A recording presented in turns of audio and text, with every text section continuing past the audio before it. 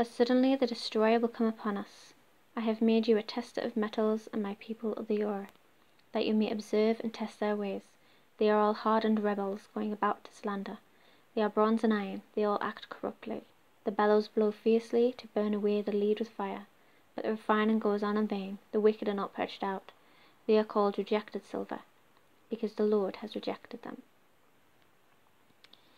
This is the word that came to Jeremiah from the Lord.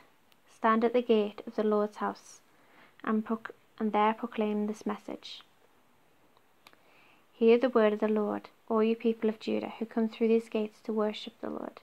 This is what the Lord Almighty, the God of Israel, says. Reform your ways and your actions, and I will let you live in this place. Do not trust in deceptive words and say, this is the temple of the Lord, the temple of the Lord, the temple of the Lord.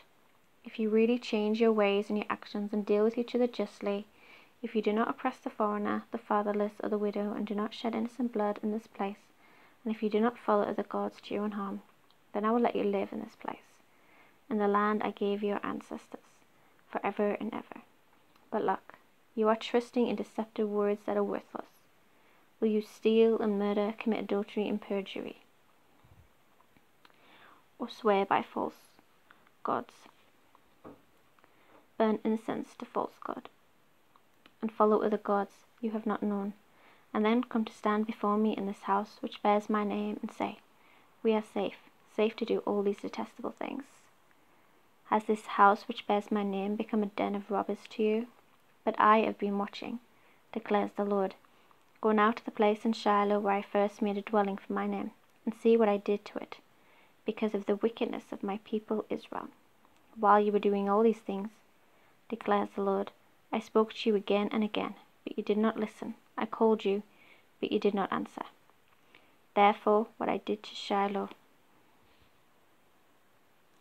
I will now do to the house that bears my name, the temple you trust in, the place I gave to you and your ancestors. I will thrust you from my presence, just as I did all your fellow Israelites, the people of Ephraim.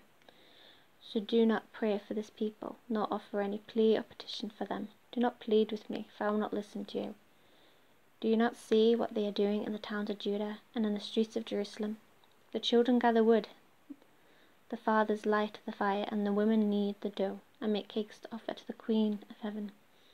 They pour out drink offerings to other gods to arouse my anger, but I am the one they are provoking, declares the Lord. Are they not rather harming themselves to their own shame?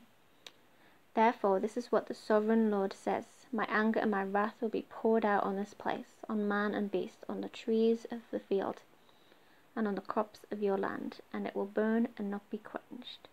This is what the Lord Almighty, the God of Israel, says.